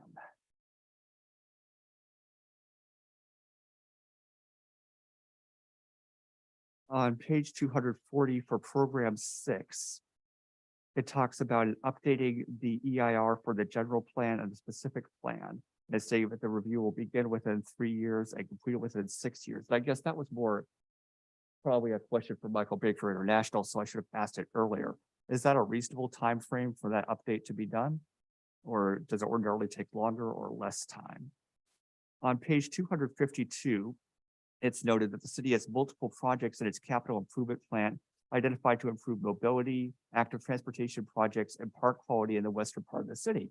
Because, as I've been noting, the western part of the city has several areas where it's disadvantaged compared to Pinole Valley in particular and the eastern part of the city more generally. Well, one thing I didn't note there was the San Pablo Complete Streets project. And in particular, I know that the Planning Commission has brought up in the past patch on San Pablo on the north side between Robley and Pinion, where there's simply no sidewalk at all, whether there could be an easement built there or not. And again, on San Pablo on the north side, underneath the Methodist church, the whole uncontrolled scree that could basically collapse and block the road there outright, but it's also just not sidewalk and not a complete streets thing. So I'm wondering whether under program 19, it would be possible to create a San Pablo Complete Streets project as part of place-based improvements. I don't know whether that's something that's larger than can be done at this point, but I think that it's worth highlighting given the concerns that I brought up in other categories. I don't think that the San Pablo Complete Streets is possible because of the topology, like Shale Hill. I think that's been looked at, and I don't think that's something that's engineering feasible. I think as a matter of expense, it would certainly be more expensive than a lot of the projects the city has taken on, but I'm not sure that necessarily means it's completely infeasible. On Appendix C, listing the groups that were reached out to as part of the public participation process. And I note that it's sort of broad categories. There were service providers, community environmental justice groups, religious organizations, and so on. I was wondering whether tenant associations or ACE or the like were reached out to as well. That sort of links into a question I had earlier, but I think it ties into the point I made, the first point I made with regards to outreach to low and moderate income communities. Because if we've got a category that we're not reaching out to, even if we are reaching out to affordable housing developers, if we're not reaching out to people who are currently living in affordable housing, there's still going to be a gap in what we're looking for. And I think that's part of why they're asking for local knowledge and data, the 3 table 1 summary of HCD comments. I also had a broader question as to whether the city had reached out to the Pinole Historical Society with regards to the history of exclusionary zoning and patterns of segregation within the city, because I know as a matter of fact that I believe Jeff Rubin's ancestor wrote a book on segregation in Pinole as it related to the fight to integrate the West Contra Costa Unified School District back in the 1960s. So I'm pretty sure they're stated there, and I'm not sure as to whether or not staff reached out to the Historical Society in general and Jeff Rubin in particular with regards to that. But I think it will be helpful in answering HCD's questions about historical patterns of segregation. If, we could talk to the Historical Society and get some of the data, because I know that they've got some data on that particular topic. And with that, I believe that is all of my major questions. Mr. Menes, your again, attention to detail is great. However, I just want to say that your major points get lost in the volume. And so for the future to really think of, I think we've had to do this in the past, that you go through and make an Excel spreadsheet or something like that of your comments, because some of the really important things you're saying get lost in the volume. And so I don't even know where to have, the planning manager start in terms of responding. I think that Attorney Mogg said that we will wait. I don't think it's feasible to Yeah. respond Yeah. tonight to that volume of questions. So staff will work on getting them and trying to take what we heard as potentially some of the couple major ones. I mean, hopefully be able to incorporate responses to that as part of the presentation to the city council next week. Okay. So, anyway, again, thank you for that, but I just, when we think in the future, think of how it's communicated to the rest of the commission and to the public. And again, so that what is important in what you're saying isn't lost. And I'd like to apologize for that. I recall now that you mentioned that to me in the past as an issue. It had just been long enough that, I'd forgotten. So I'd gone through the document, in my usual way of going through every single thing. And I understand your point and agree with it. And again, my apologies to the commission and staff and the public. Thank you, Commissioner Menez, and please do continue to do that, but keep your, we got it. So thank you for those. So we've made those, Commissioner Benzuli, I think you wanted one more crack at it before I go. No, I think I'm good, actually. Okay.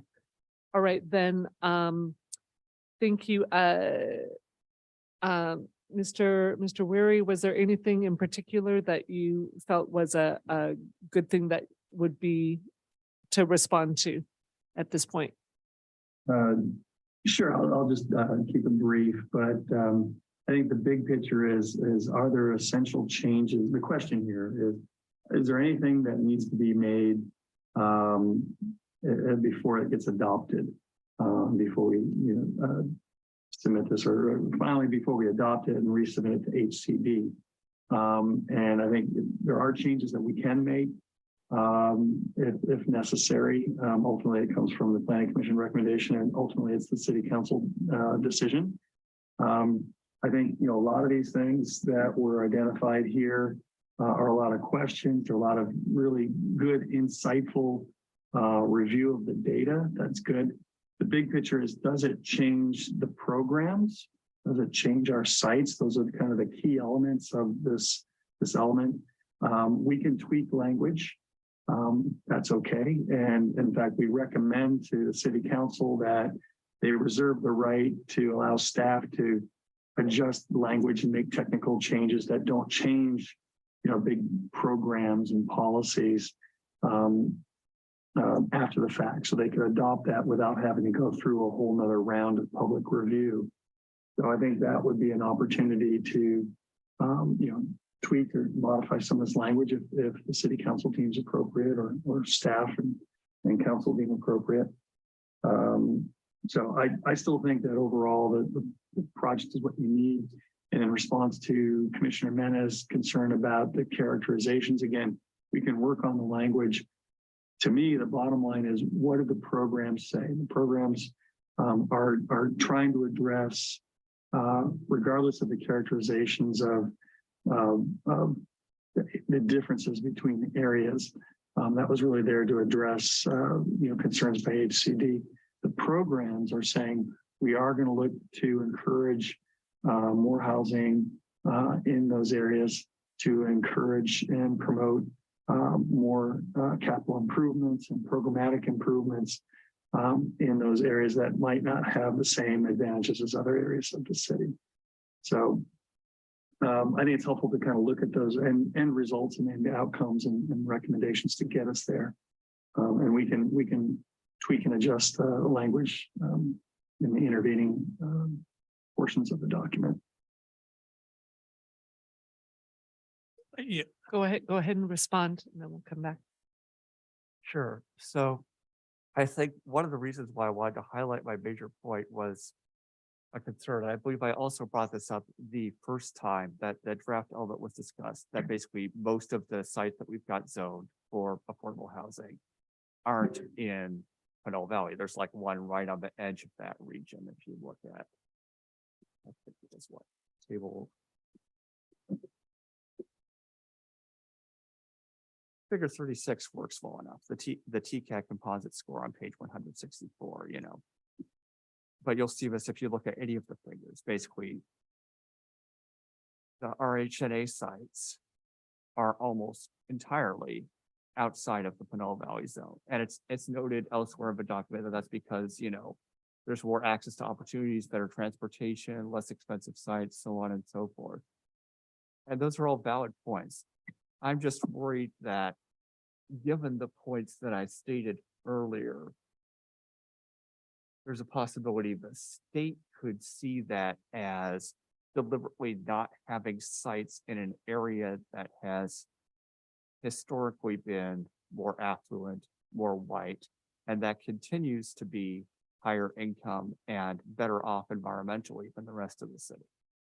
So that's sort of an area where I think there could potentially be a conflict in terms of site location with the state. So that's why in particular, I wanted to highlight that whole thing around the wording and so on and so forth. Yeah, and I think that's something that we deal with every one of these housing elements, because the state, their analysis pushes sites into the areas that frankly are the least suitable for constructing high density housing. It's just the way that their maps and their algorithms were. So they always push you to the areas that are furthest from transit, because transit generates particulate matter, and that gets a high score or a negative score in terms of location and suitability for the environment. So it always pushes you to the nature preserves and the things that are furthest away from transit, you know, the freeways and any rail. And it pushes you toward the highest income communities, which tends to be the areas with the largest lots, going to be single family lots. And Jen then also pushes you away from areas with services and employment. And so there's always this friction in every one of these that we've done. And so we try to explain, you know, why we're located where we are. And so the bottom line is, well, what would you do? Would you put a high density development out in the southeastern portion, kind of extreme areas of Pinole? Would that work? Would that be appropriate? When we put on our pure planning hats and not just housing hats, generally that doesn't work very well, because again, it's not good to locate these things far away from employment, transit, and services. So we try to explain that to HCD and make that evident in the document. Commissioner Current? Yeah, and I kind of like to add on to that because Raphael, I think you're concerned about the disparity between the valley and the rest of the city. You have to recognize that the rest of the down Old Town and other areas, they were developed first, so consequently they have more services, they have a different character, and the idea is sort of like adding a high-rise apartment in the middle of the valley. It just would destroy the neighborhood character, and but more importantly is that it would be away from transportation services, and the state has kind of recognized that. You know, they have the SB 9 bill, which is they were really focusing on SB 9, which would allow an ADUs to be able to allow to have more denser housing in the valley. But I think, to me, it's like you're thinking that, oh gosh, we should be putting in multiple unit apartments in the valley, and that's just doesn't fit with the character or the functionality. And you seem to be objecting, so leave it at that. I'm actually gonna ask if. Okay, go ahead. I just wanted to make it clear that I'm not saying we need to build massive apartment towers in the valley. I agree that, that would clearly damage the neighborhood character and it would be impractical given the transit networks in the city. But I would also note that in prior drafts of this document, there were more sites in the valley and those sites were removed. And that's what I mean. I'm not saying that there needs to be towers like the Kmart site or whatever. I am saying that, if you originally had like 3 or 4 sites for like quadplexes maybe in the valley rather than single family homes.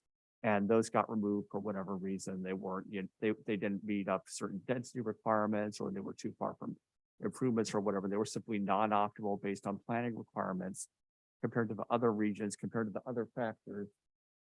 As Mr. Wary noted, you're left with only one site in that entire area, when there were other sites there before that weren't necessarily super high density sites that would have dramatically changed the character of the area. Because I get that. Pinole Valley is beautiful. A lot of its beauty is linked to the nature of how it's built out and how that harmonizes with the natural environment around it. But at the same time, I think you could have affordable housing sites in there without necessarily disrupting that character. And in prior drafts, we did, and now we don't. That's all. Let me just say, Pinole Valley is built out. Just like the bulk of Pinole is built out. We went through years of trying to figure out, our ideal, our ideal spots to generate back when we had redevelopment. And there weren't any. So someone coming in and doing studies and all that are going to say, well, maybe given the size of this area, there's going to probably be X number of potential sites, and would say, well, this looks pretty close. And then as further study goes on, they find out, no, it's not feasible.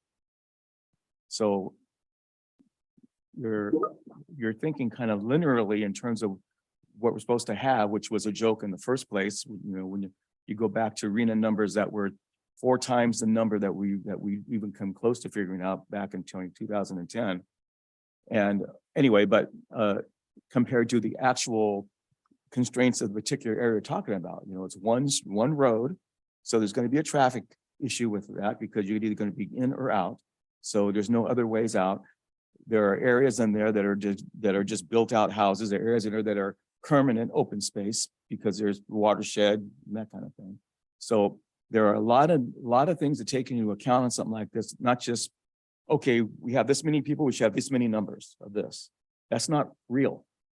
What's really real is the entire area as a whole in terms of how it's set up, how it's naturally set up, and what you can do with that. Now downtown, down here, there are some places that can be redeveloped, or I guess we call it still redeveloped, but that could be redone, and the zoning ordinances and the specific area plans took that into account. Whether it was going to happen or not, just depended on the will of the people that actually own those places. It didn't happen because we had the downturn right after that, and that pretty much froze the entire system for a lot of years. And only now we're starting to see a little bit here and there. But to kind of think that just because it doesn't fit into a certain slot in a chart, it's wrong, is not getting the big picture. I hope you understand what I'm trying to say here, because there's more than just numbers. It's people we're talking about. We're not talking about, oh, well, the spreadsheet says it's okay. It's who really lives there. The idea that I guess David was talking about, well, we have this one development that has a certain number of people that are veterans. That's a good thing. What if that wasn't there? Where would they go? Because we have something like that, it's probably, I know it's a newer thing, but, we haven't had a lot of homeless people in Pinole. And this keeps it from what little we have expanding.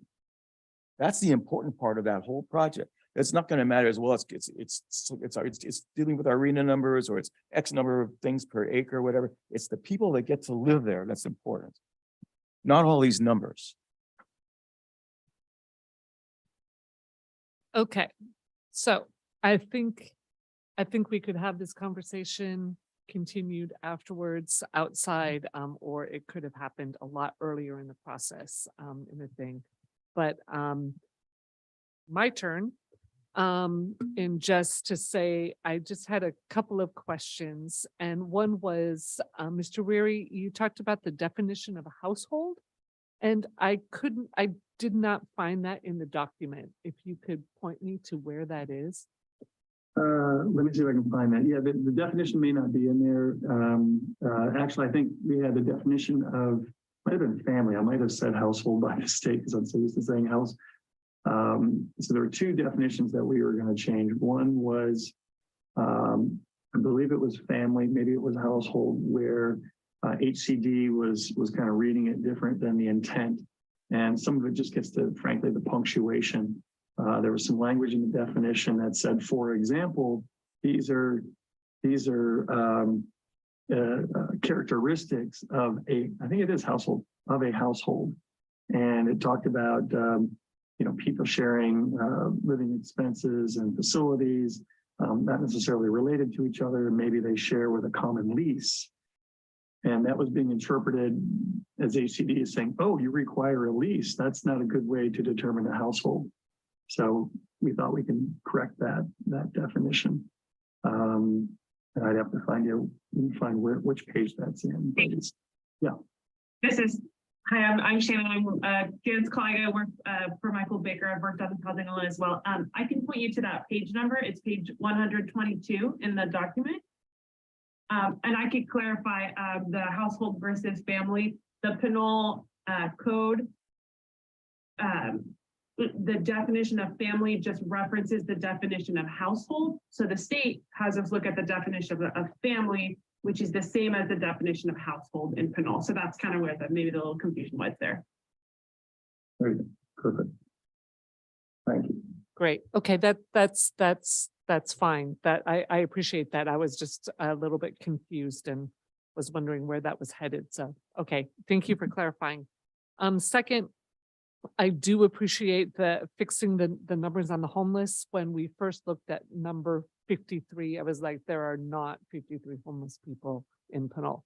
So those numbers were obviously incorrect, and 7 from those that I know kind of fits with where we're at. So that was a real good thing to see. One very specific thing on page 175, just because it was right across from there. In the figure, the legend says that the blue water is the Pacific Ocean. It's actually the San Pablo Bay. So perhaps we could fix that. No big deal.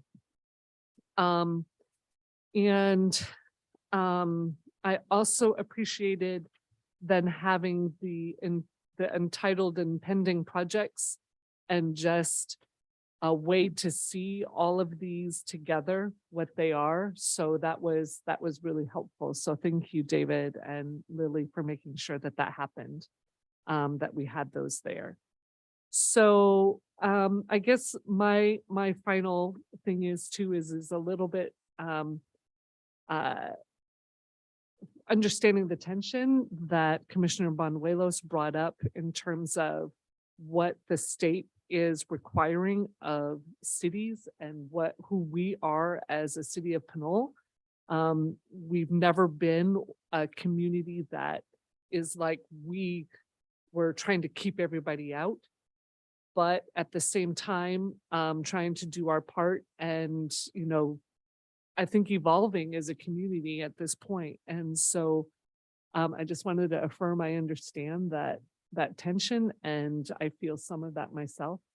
As we have to try and jump through the hoops in order to do what we need to do, we are talking about people, and we're talking about our community, which matters very much to us. And so that's why I think we go back to appreciating the work that the consultancy has done, that Michael Baker has done in trying to see that bigger picture, and then again to staff for trying to push in and see what that bigger picture is. So with that, I'm going to ask that unless there is any very important last comment. Okay, that we let's see, at this point, what do we do? Close the public hearing, right? And right, and do we have let's see, at this point then we need to entertain a motion. Are we at that point there, right? Okay. And I think we are, but the question is, do we see any revisions other than what revisions do we recommend before we forward it to the city council? that's a good question. So has staff and Michael Baker missed anything? I do not believe so, except for Pacific Ocean. So aside from declaring that San Pablo Bay is not the Pacific Ocean, I would recommend forwarding the revised housing element to the city council for improvement. Okay, so she want me to read the whole thing. No, you don't have to read the whole thing, but Okay. that's the context. I would like to adopt resolution 2301, recommending the city council adopt amendment to the general plan to adopt a revised housing element 2003 to 231 update dated March 24, 2023. B, and city council authorize the city manager to make technical modifications, refinements, and clarifications, including not limited to implementation details of proposed housing plan programs, to housing element update without requiring a subsequent hearing and readoption. New goals, policies, and programs would require readoption. That's what it is.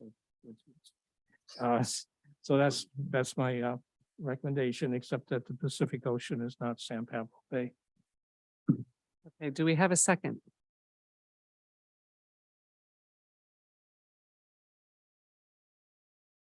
Can I offer a friendly amendment along with my second? Yep, so long as it's less than 30 seconds. I'm just kidding. I'm just kidding. So I would like to also suggest that including that staff takes into consideration questions made both this meeting and submitted before the documents are submitted to the council and any revisions they may make in that process. That's a fair amendment. And in that case, I would second with that amendment, assuming that's acceptable to Commissioner Current. Sure. Okay, in that case, let's go ahead and call it. We have a second yet, do we? Yeah, That was- he was that the was- second. Oh, second. All right. Commissioner Menes, Aye. Commissioner Benzuli, Aye. Commissioner Anuelos.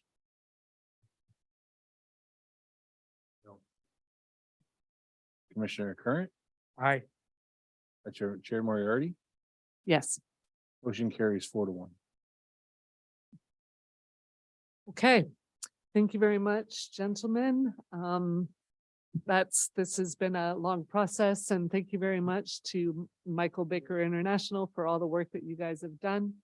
And we'll see it through to the end. So thank you. Great, thank you. Comment, I think the important thing here is to get HCD approval as quickly as we can. Okay, then I've lost my agenda. This is today's. All right, we got it.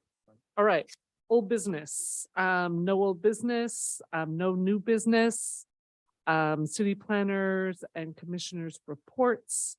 Let's go for it. Okay, let the commission know that we had an item that we pulled for tonight, the Pinole Shores will probably be coming at the end of the month.